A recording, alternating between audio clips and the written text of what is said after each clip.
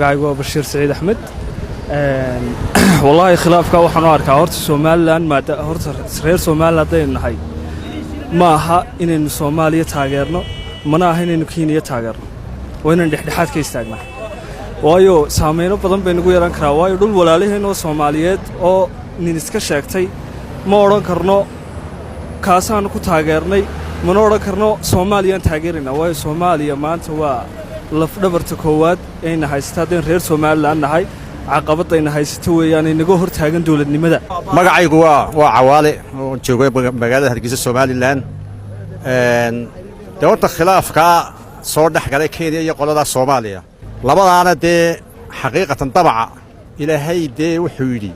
cadaalad sameeya marka wax sheegaysaan Kenya wada qalooca iskama timaadeen Kenya laakiin gudun yahay baad goyseene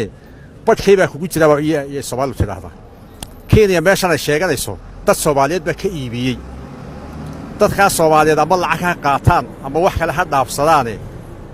waxay u saxeexeen inay badda qaadato kolka waxaan leeyahay geeska Afrika wax ku dhibaato laakiin Soomaalidu iyadu ha isa saxda oo iyadoo saxan sida Kenya imika maxkamaddu u socoto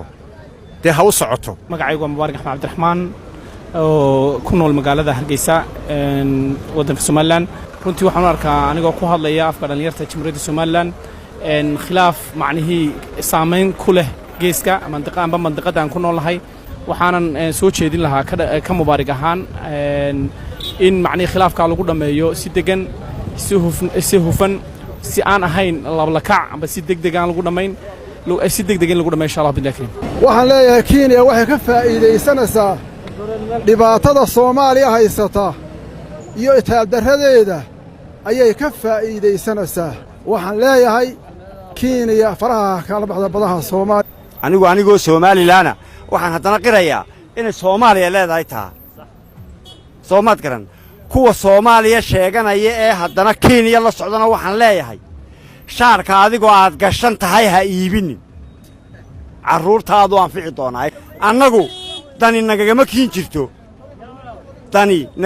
jirto waagii aad dhibaatooteed gaajo iyo dhibaato iyo darxumad aad yeelateen annagu waannu idiin soo gurmanno weliba kaalmaannu idiin muujinay annagana waxaad ka talisaan inta badan dadkiina meesha jooga sidaannu u baktii lahayn oo waxaad tidhaahdeen DB bolbarbaraya imanino hal cuma qabatee maraakiibtuna iyo ku soo xidhan annagu laakiin noocaa idinla dhaqmi mayno haddaannu Soomaaliland nahay waxaannu idin leenahay badda idinkaale Kenyana way idinka gardaran tahay haddii ay baddiina idinku soo doonato waxaan leeyahay waxay Soomaalidu ku mahmaadaa buur gaawo laga qoray tuka laba dambeed maran